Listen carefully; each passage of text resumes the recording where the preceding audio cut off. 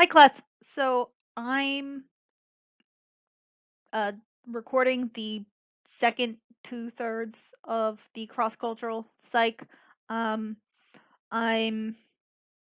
It is Tuesday, the 31st, and I'm just gonna kind of keep plowing through and try and be fairly efficient.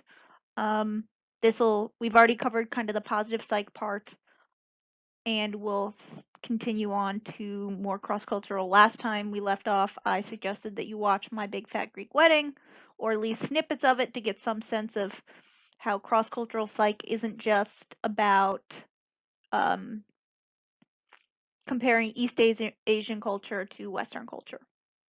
I still encourage you to do that. It's probably the best representation of the insanity that was my Eastern European childhood, or the my childhood colored from my Eastern European roots. Um, that again, we're getting off course a little, but I'll keep kind of plowing ahead, trying to get these lectures up as soon as I can. Cool. Last time we did positive psych. Again, same objectives. I'll remind you, more for me than for you. We're going to discuss like what cross-cultural psych is, the characteristics of cultures, why these differences are important, how to assess cultures, and possible origins of cultural differences. So there are just tons of different characteristics of cultures. Sorry, we have a special guest today. Archie is insisting. Sorry, I have to at least entertain myself a little. So yeah, there there are tons of different characteristics. For example, we have kind of cultures that are more tough based versus easy based. And what I mean by that is kind of the variety and number of goals that people tend to pursue and the ease and number of ways to achieve those goals. Okay. Oh, he's getting into mischief. We also have other characteristics like the need for achievement and affiliation. So there are kind of cultural level differences. You can look at this need for achievement, and it can be assessed by looking at children's stories, such as like the Little Engine That Could. In general, higher need for achievement is associated with faster industrial growth.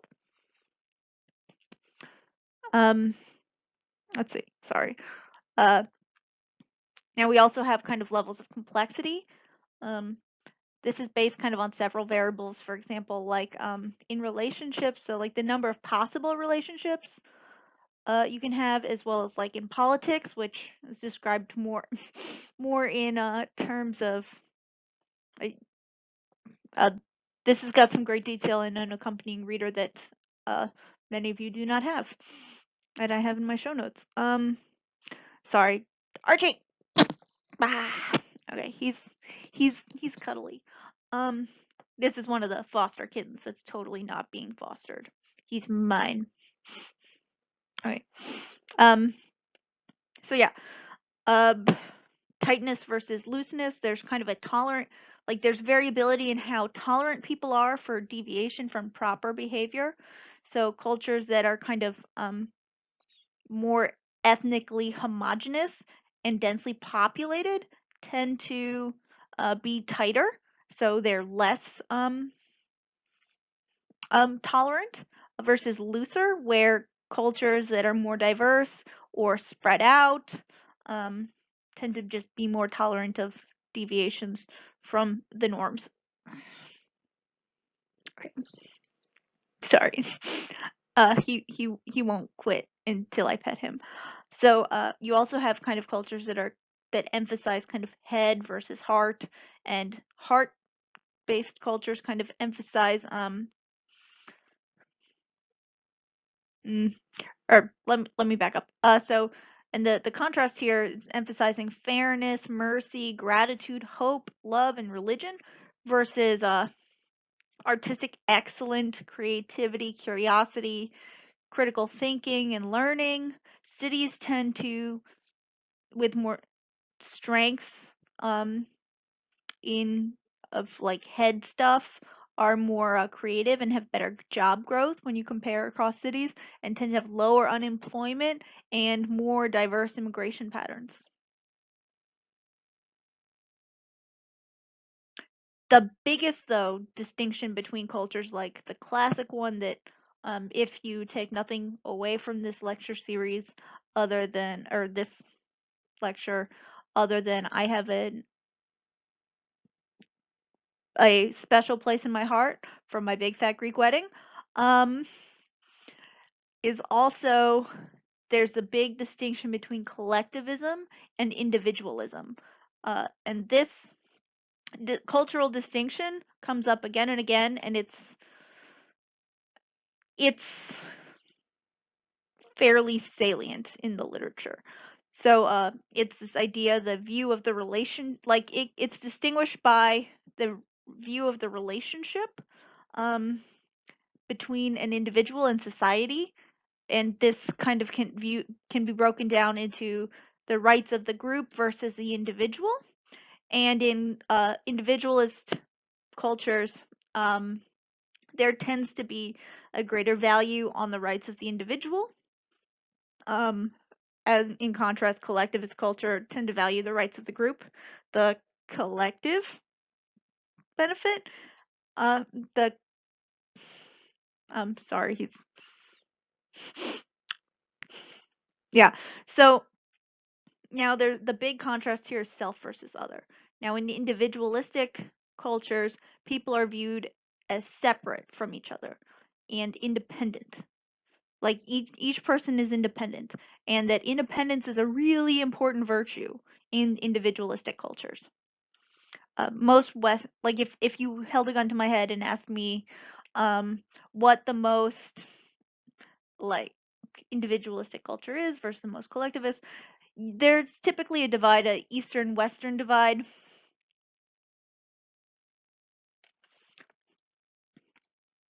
um that Okay, Archie, stop it. Sorry, he he's very insistent. um So yeah, there's this East versus Western divide, and independence tends to be one of the most highly valued virtues, that people should be willing to stand up for themselves and are more vulnerable. But people who have that kind of tendency tend to be more vulnerable to loneliness and depression, um, as opposed to collectivist culture where it's a little less vulnerable, but they don't value independence. Personality plays into this as well, obviously, otherwise I wouldn't have covered the material. We would have just skipped this lecture series entirely. Um, but there are, like, personality can have different meanings in different cultures. There seem to be more trait words in the English language than in Chinese language, but the traits that predict behavior are consistent across situations in both collective and individualistic cultures. Now, there are kind of different predictors in life satisfaction and well-being, depending on if you come from a more individualistic culture versus collectivist, and bicultural folks are it's really almost person specific at that point. But in general, having harmony in your relationships, and having a good kind of home, or having a happy family, is much more associated with well-being among people of collectivist culture.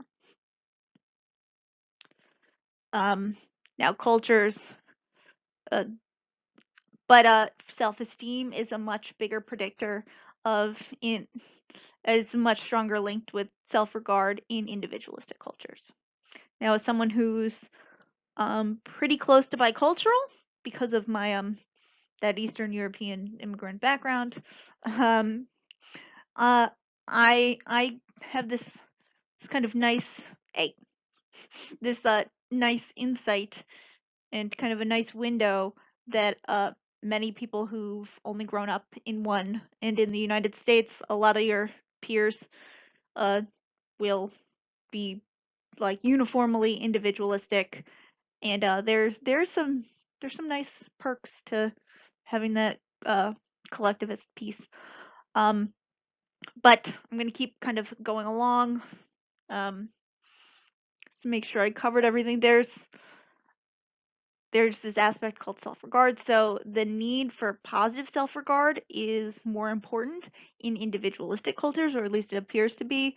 Uh, and this seems to be associated with like different responses to like success and failure and negative self-relevant information. Um, so so there are some kind of personality characteristics. Archie, what?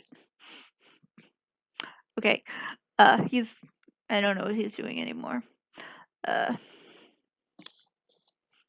I guess this is my life now. Sorry. Yes. So,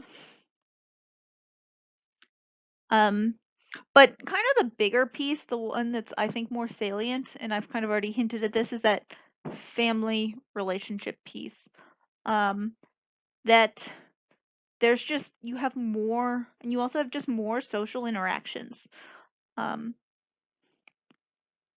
in so people in collectivist cultures tend to spend more time in social interactions that are more intimate. They're more linked to each other. There's less self-focused. And this holds for emotions, which I think is really fascinating. So people from individualistic cultures tend to report more self-focused emotions such as anger and jealousy versus so kind of like individual targeted cultures, while collectivist cultures tend to be more focused on like other people focused emotions, if that makes sense. So people tend to have some more sympathy and more kind of positive emotions for fitting into their group. I've found this aspect to be the most fascinating because I never rarely get angry, which seems to be a much more self-focused emotion. Almost never. And the only times I do, it's if my family, and by family it's more of a broader definition. So close colleague or close friends also kind of count as family, or the kids and kinder, or Katza, I guess. We'll just stick with that. Hey, what you doing? Okay. Maybe I can record. Nope. He's just gonna. Okay. Yeah, I think this is just. Hopefully Archie stays out of screen so we can at least keep going. Sorry. I'm trying to get through these slides, and so that's why I'm not just re-recording these. Oh, you get to experience some cat. You can also just fast forward until it looks like I'm starting to talk about class again. So yeah, so collectivist. So I tend to only experience anger if my kin group is threatened, like if a sister is threatened or something like that, because I have a lot of those. I have 5 sisters, 5 plus me, so that's 6 girls. But so it's not like I am devoid of anger or other kind of self-focused but selfie focused emotions. But I experience more sympathy and less anger than my peers. At least that's what I've just that has been my experience. So yeah, now there's different levels of importance placed on love within marriage. So in individualistic cultures, love-based marriage is very common, and it seems almost unfathomable, in fact, just incomprehensible to get married for any other reason in Western cultures. Indeed, like for green cards, there's kind of an interview process, and you essentially have to demonstrate and convincingly argue that you are love marriage and not any other kind of marriage because that isn't eligible. Versus arranged marriages or insistent grandmas on having you marry distant cousins is much more common in collectivist culture. And again, it's not like I'm being traded for goats or anything. But like I get why my grandma is trying to do this. It's not going to happen. I've told her this. It's not going to happen. But she's going to keep trying because she means well, and this is how she expresses how she cares. So another interesting aspect of cultural experience or cultural differences is what emotional experience you have. In so often, so those emotional experiences are more dependent on social worth and the nature of like your social reality and relationships like are much more impactful in collectivist cultures compared to individualistic cultures. So also there seems to be differences in motives. Kind of, I mean, I'd argue that fundamental is maybe a strong word, but that's the word the book uses, so I'm gonna stick with it. Um, Collectivist culture tends to focus more on avoiding loss of respect because respect by others can be easily lost. That's the thinking. And it's difficult to regain versus in individualistic cultures where there's more focus on achievement of pleasant and like so achievements and like gaining pleasure and reward that tends to lead to self-enhancement in individualistic cultures. In contrast with collectivists. Now, there's also this kind of weird piece of behavioral consistency that I find fascinating. There seems to be more expectation of behavioral consistency in individualistic cultures, where like the causes of behavior are assumed to be like within person. There's not this expectation that the environment is going to influence you. That it's all like within person versus that tends to not be expected that behavioral consistency as much in collectivist cultures, where people are more generally expected to change their behavior to fit the social situation. And this applies for both behavioral and emotional experiences, but there's still relative consistency in both types of culture. So there's a greater expectation of consistency. Actually, stop it.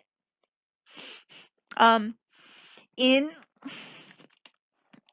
individualistic cultures.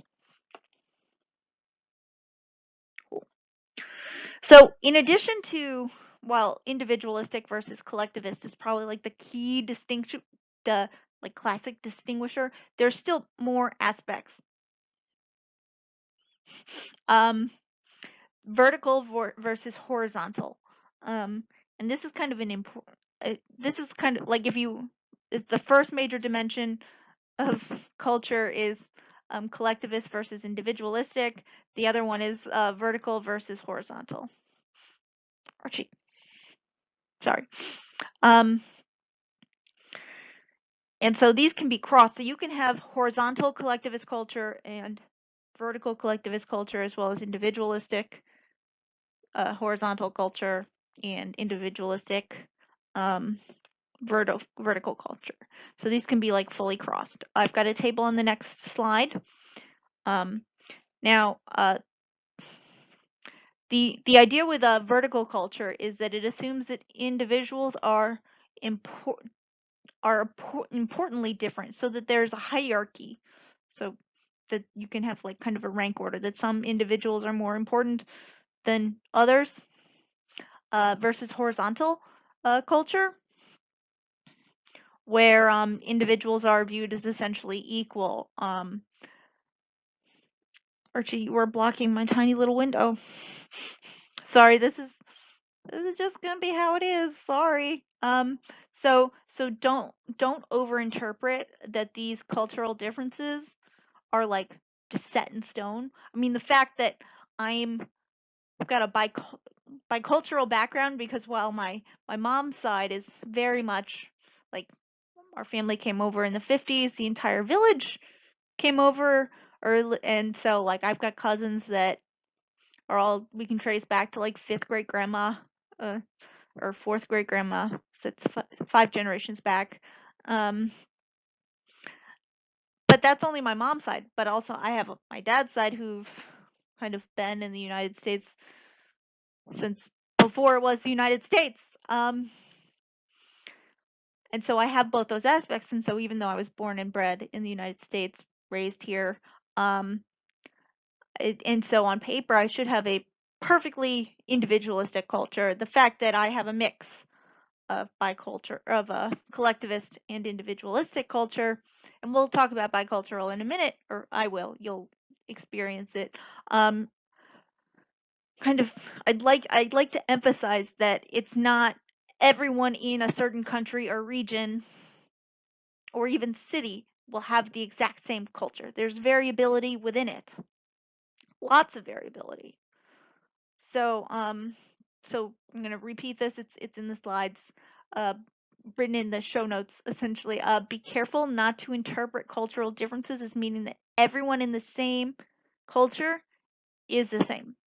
So many studies find like no difference between American and Japanese studies, and some studies find which that Japanese are higher on individualism than Americans, and there's this pervasive idea that like Japan has some kind of collectivist culture. And honestly, this is probably based on inaccurate data and like just casual observation and also really biased selection in like cultural phrasing. So, and that's another reason why I highlight my Eastern European family, because I've lived that experience, so I can talk firsthand instead of saying, well, uh, like the Japanese do this and kind of keep it vague and broad.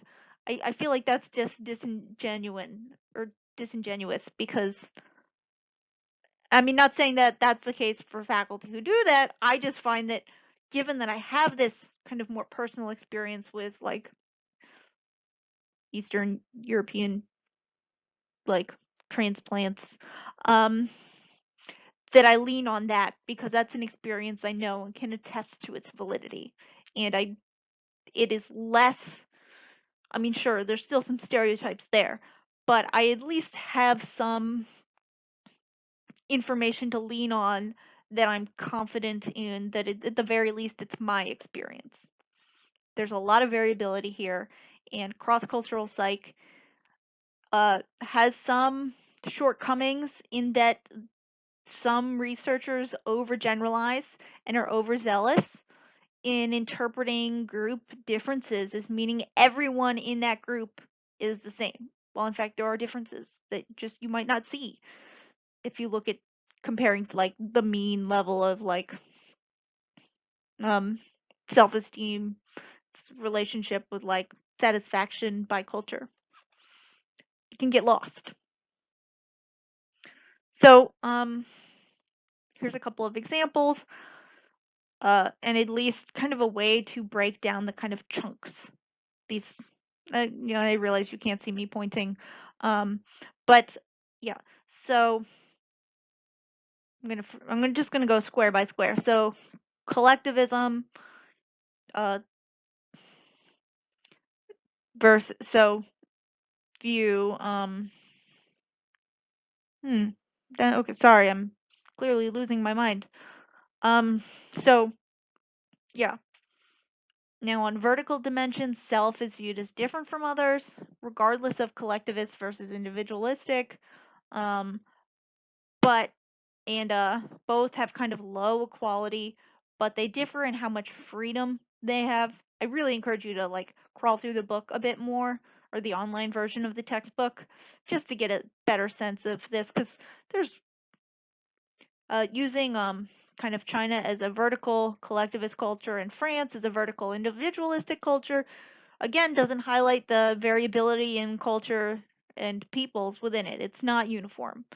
Um, Next, if we can kind of look at a collective horizontal culture, the book argues that that's released. The example is like Israel.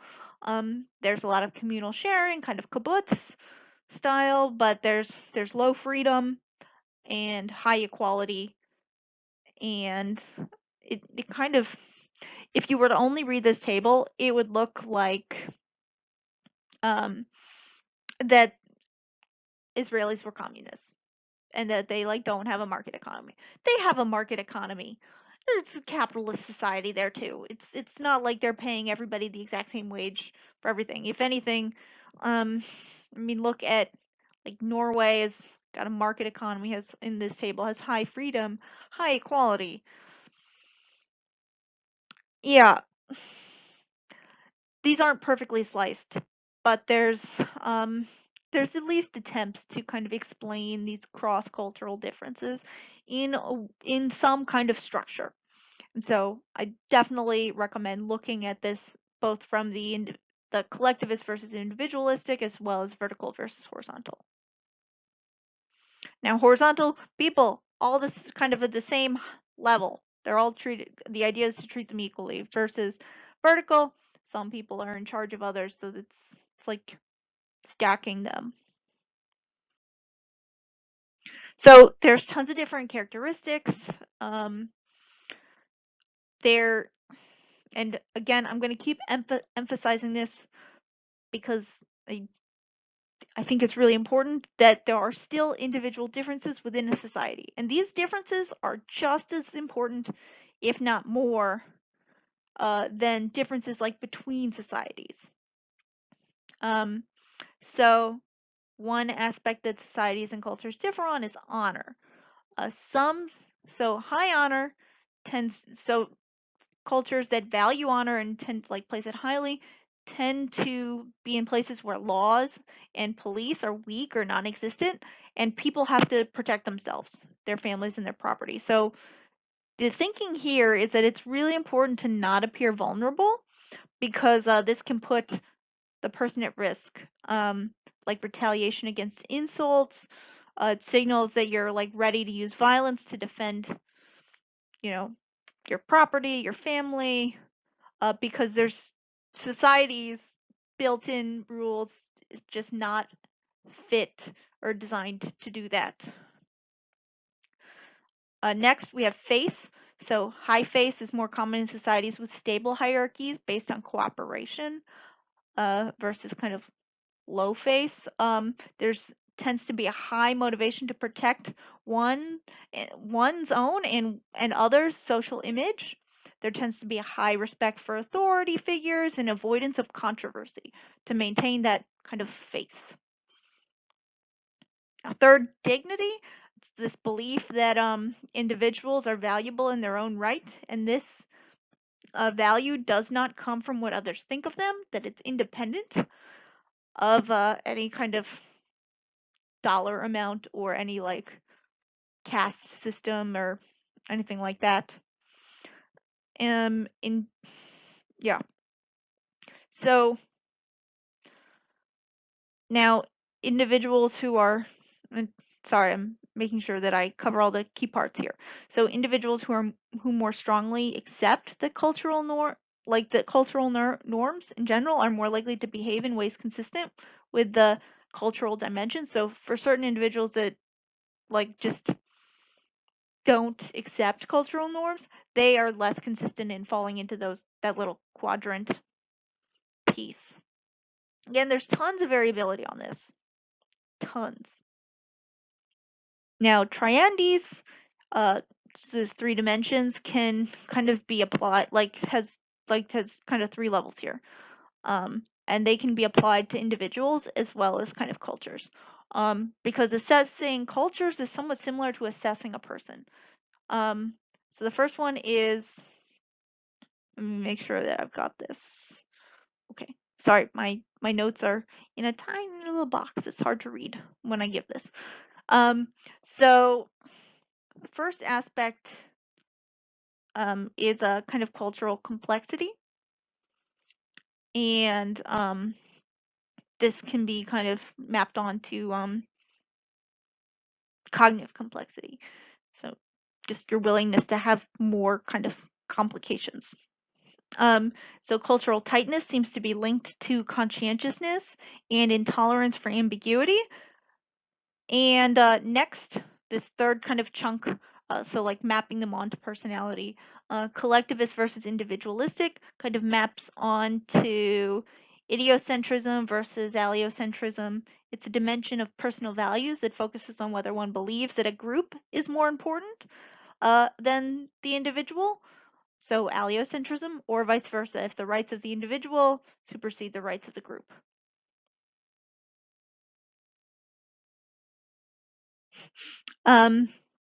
So again, I'm going to keep plowing through. I might even break these slides up because I'm only halfway through and we're 30 minutes into this lecture. So cultural assessment and personality, we can compare the same traits across cultures and also compare subcultures. And depending on the culture, so we can see this with the MMPI, the Big Five self-esteem measures, comparing subcultures, and we find that sometimes the same outcome can be associated with different traits depending on culture.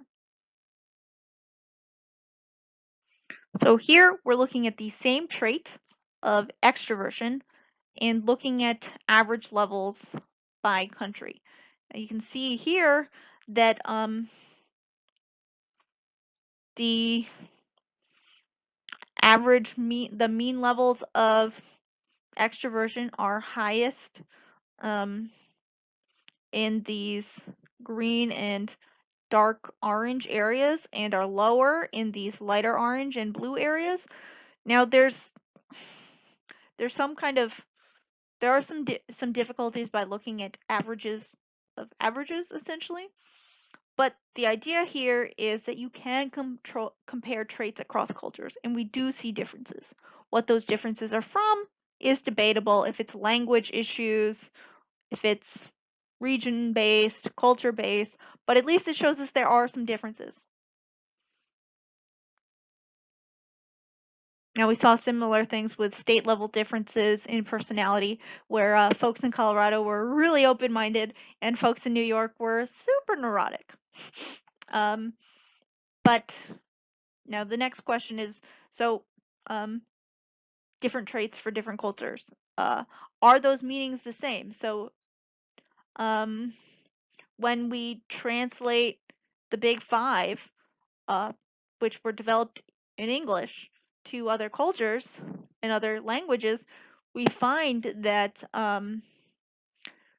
doing that misses some aspects. For example, in Spanish, at least it misses some aspects like humor and good nature and unconventionality, and those all get kind of lumped in. Then they just get missed.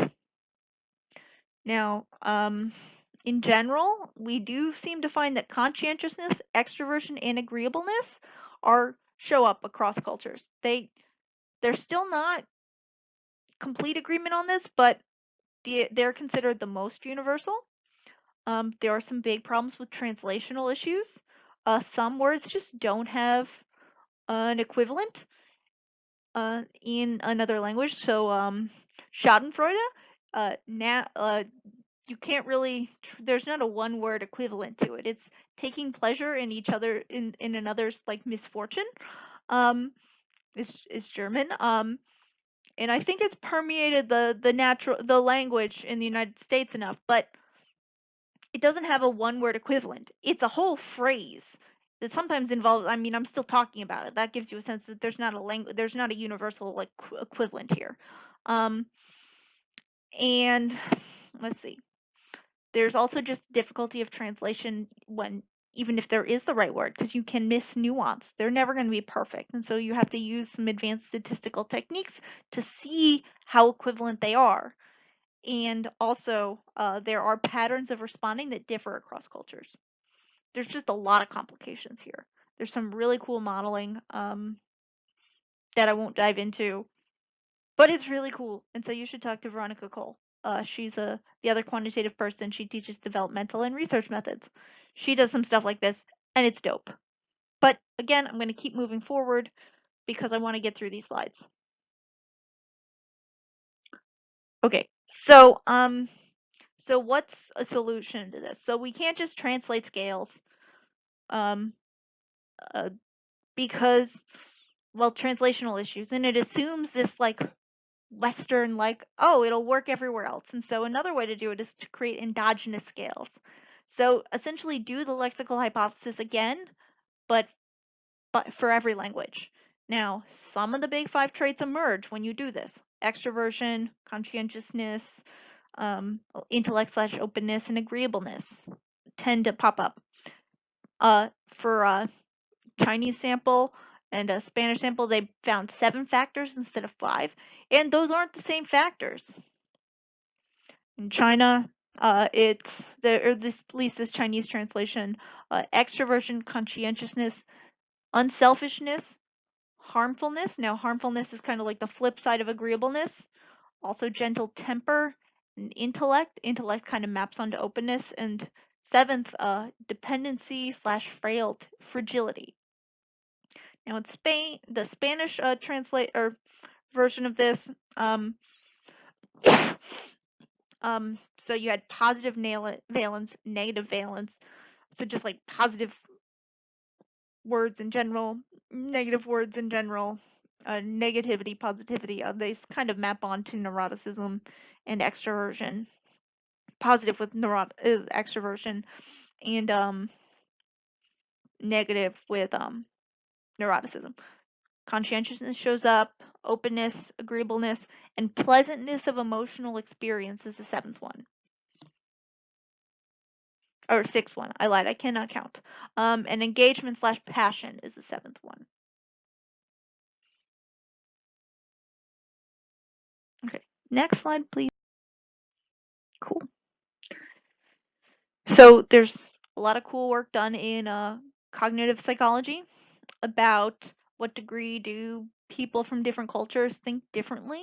Holistic thinking is this idea that can explaining events in context, and seeking to integrate divergent points of view, versus the flip side of this is explaining events in isolation and setting divergent points of view against each other rather than integration.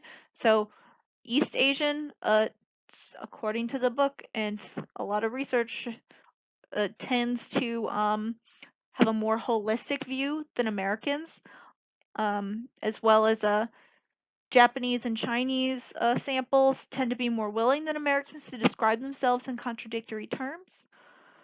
Again, I try and not generalize the findings to say, oh, it's all collectivist culture. Because as I highlighted earlier, the research on like Japanese culture and claiming it's collectivist tends to be a little out of date, to say it nicely. Now, independent thinking is a bit of a controversial argument. It's allegedly seen more in European American students than Asian American students, as well as in just Asians. So Asian Americans is in those that were born and raised here, as opposed to Asian students. Again, I hate that they do it this way, which tend to either lump international students together or make these kind of weird distinctions, or not weird, unclear kind of groupings. And so these differences may be due to cultural suppression of self-expression and ability to think and talk at the same time. The idea here is that it's more difficult for Asians than European Americans, or it could also be an importance in place on learning about an area before attempting to formulate new ideas or ask questions. This seems to be an important aspect of Confucian philosophy, and it's more important in Asian cultures.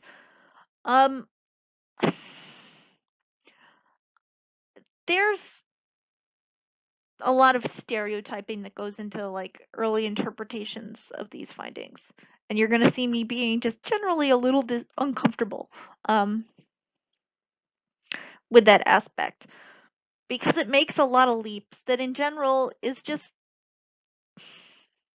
a lot of early work was just looking at average levels between uh, students who checked like the white box and students who checked either international or the Asian box on forms. There is a little more to it than that, but my hesitation comes from a lot of this research is built on those stereotypes. Cool. So I'm going to take a pause in about 10 minutes because I have some meetings with you guys while I'm recording this and I don't want to miss those. Cool. So there's this kind of some psychology research and positive psych kind of falls into this is searching for universal values. This idea that there are goals everyone wants to achieve, and now there's some serious implications for this. Beyond asking, like, how can seemingly obvious basic values vary across cultures? So obvious and basic values are more coming at this from a like one perspective where of course all the values in your culture that you grew up with are the correct ones because that's all you know. Now on the next slide I've got a possible list of 10 universal values, but this idea that universal values are real and all other values aren't is not a great argument to make in general. Like it's just really prone to bias and like value judgments coming from your own culture. I might be extra aware of this just because I kind of have a foot in both collectivist and individualistic camps, which I find really fascinating. As a child, it was a little hard, hence My Big Fat Greek Wedding spoke to me at a level that no other movie had at the time. Again, I'm gonna try and keep going. I know I keep derailing myself. Here's one kind of list or circle of values in these dimensions. So the values are like power, achievement, hedonism, stimulation, self-direction, understanding, benevolence, tradition, conformity, and security. And the big dimensions here are openness to change versus conservatism. So going from the like 11 o'clock to 5 o'clock on this map versus kind of self-transcendence to self-enhancement. So like 2 o'clock to 7 o'clock. I encourage you to kind of explore these more, but in just trying to be mindful of time. Cool. So values. There's lots of kind of debate here on there seem to be cultural differences in values. So moral reasoning of individualists tends to kind of focus on like liberty, freedom of choice, rights of the individual individual's needs, kind of that's the more individualistic side versus collectivist culture where there's a little more focus on obligations, reciprocity, duties to the group, the well-being of the group, the needs of the many outweigh the needs of the few. And this has been a long-standing research interest, both in philosophy and psychology and politics. It intersects a lot of areas. We see this in a lot of different debates. Kind of the trade-off between imposed kind of independence and individual choice versus group norms. We see this a lot with abortion. I'm not going to touch that one with a 10-foot pole in a recording. There's a lot of debate there. The questions can be seen like the rights of the mother and her choice versus the collectivist rights of the baby as part of that group and something to be protected. I am going to just keep going. Happy to have one-on-one conversations about it because there's a lot of debate there. There's a lot of culture value there. So yeah. Origins of culture. Okay, we are getting close. So why are cultures different? What determines the specific and distinctive psychology that particular cultures adapt? Some research has just avoided this issue and just argued, so this is deconstructionism or deconstructionism, that reality has no meaning apart from what humans invent or construct. And so it just views these questions as unanswerable. So it just doesn't go there. I don't tend to find this approach helpful, but it is easier to just not ask the question and not try and address it. I mean, obviously, we have cultural differences. It'd be cool to know why.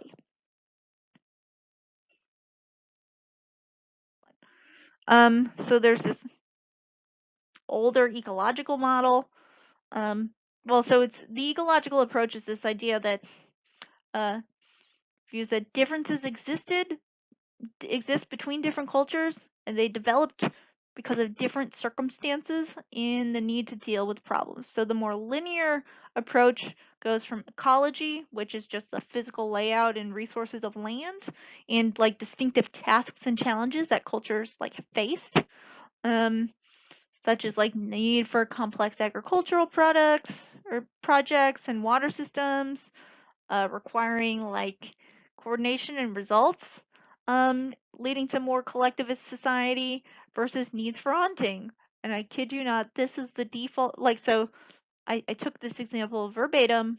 Needs for hunting in Germany were required more individual effort and resulted in individualism.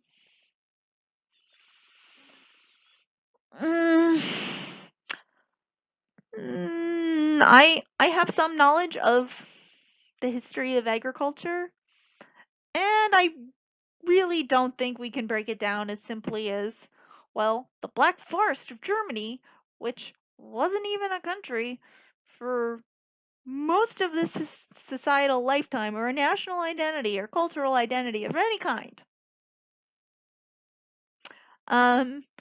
And that the hunting is why they're individualistic, not because of maybe industrialization or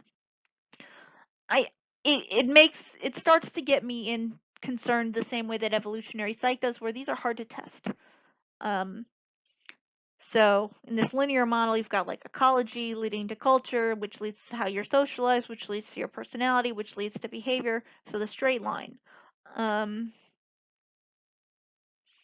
So the newer model kind of links all of them together. So we still have like ecology and culture and mind and behavior, but they're all interacting together.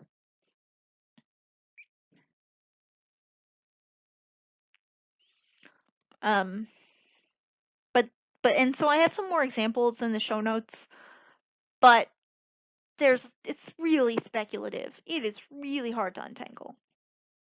It really is. I can tell you now that as a behavior geneticist, there's really not many genetic differences. Sure, there are genetic differences by ethnicity, which happens to be confounded almost not perfectly with culture, but we have adoption studies that kind of highlight that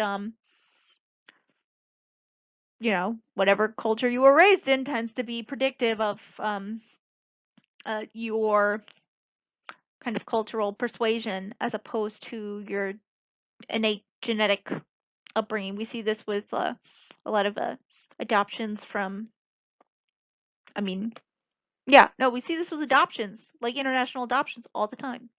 So traits tend to just be a really weak predictor of behavior at like the cultural level. There are some genetic differences, um, but they're really small.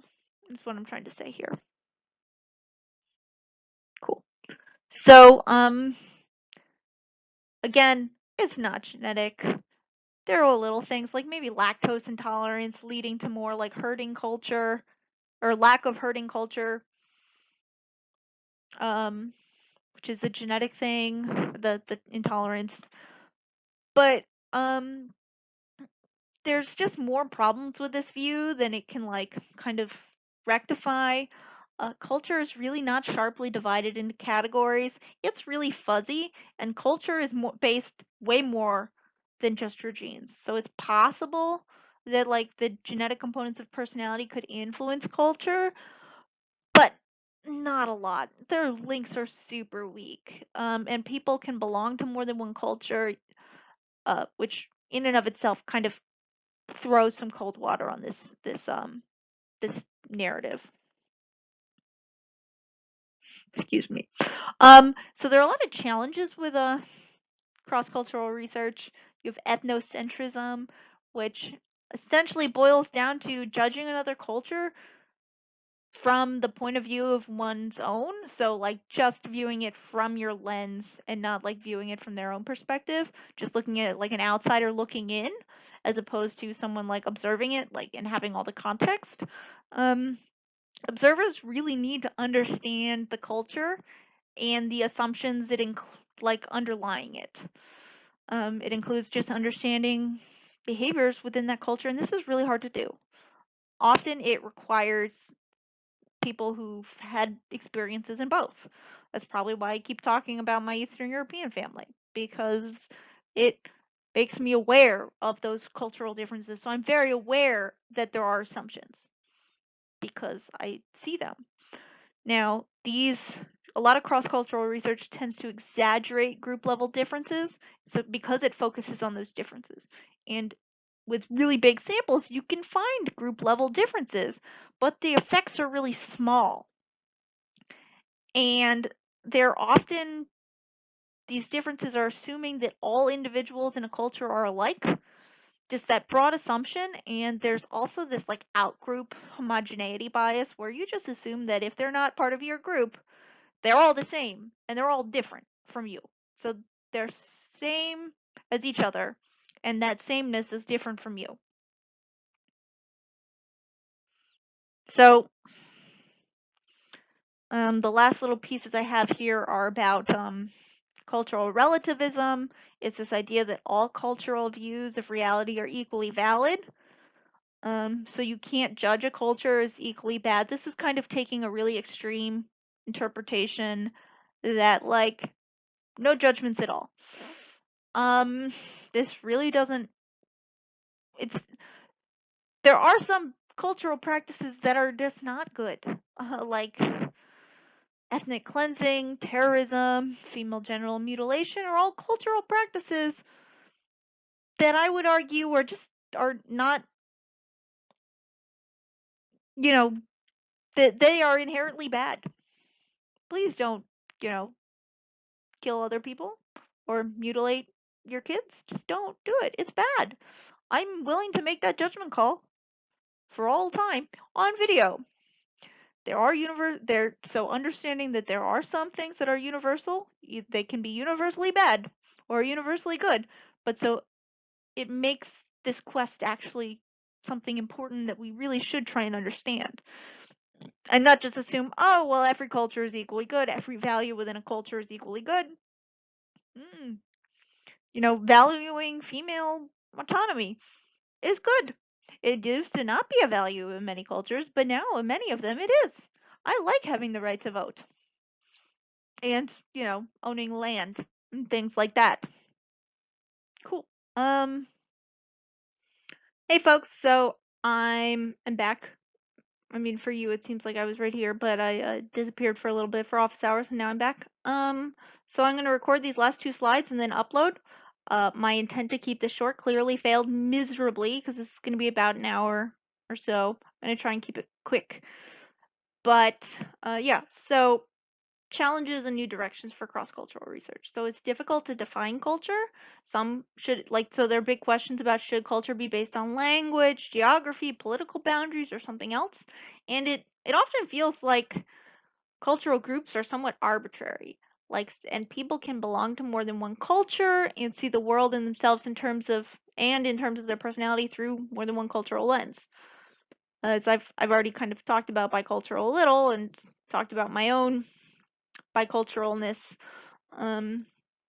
But so there's not a ton of there needs to be more research on bicultural experiences, but like some bicultural individuals tend to experience stress by trying to integrate two cultures, while other people, uh, once they've come to terms with it and watched My Big Fat Greek Wedding and realize that they weren't a tiny little girl all alone, um, with five sisters, um, but recognizing that there are a lot of strengths to having kind of a bicultural perspective and that it can really be pretty awesome. Um, especially like, harnessing it. So bicultural identity integration is this continuum along which people with two cultural backgrounds differ in the extent to which they see themselves as member of a combined joint cultural group. Like so, kind of either like additive or an intersection that integrates aspects of both cultures versus experiencing conflict and stress from having two cultures and being unsure to which one they really belong. And that's kind of your own personal journey. I encourage you to think about how you can have kind of the best of both worlds with them rather than like try and like fit into both boxes simultaneously because it's really hard to do and it's not fun. So for those of you struggling with bicultural identity or just feeling like you're not one in the world, like there's not one place for you, you should watch. Is anyone going to take a wild guess? Only watch the first one. Don't watch the sequel. The sequel is garbage. I've heard. That is total garbage. But the first one, and I did not get paid to endorse that movie. Oh, yeah. Last slide. So there's been a new emphasis in kind of cross-cultural and and more so how universal the human condition is, on looking at how people are psychologically similar and how differences in rules in appropriate behavior may mask similar motivations. So like expression for extroversion may differ across cultures. That expression of it, but not the like underlying like level of it. And so culture can influence how people want to feel more than how they actually feel. So it it could be that that Eastern individuals from Eastern cultures. So the show notes say Asians want to feel positive low arousal emotions, while European Americans tend to want to feel more positive high arousal emotions, but both actually report feeling about the same, so it's maybe more of a difference in desires than realities. There's also desire to please one's parents, both in in all cultures, but differences in what those parental expectations are, as well as the intensity of those expectations, can matter a lot. And personal goals, they are consistent across cultures. Cool. Okay, so I am gonna wrap this up right now so that we are under an hour. I will see you all later, or you'll all see me later. Bye.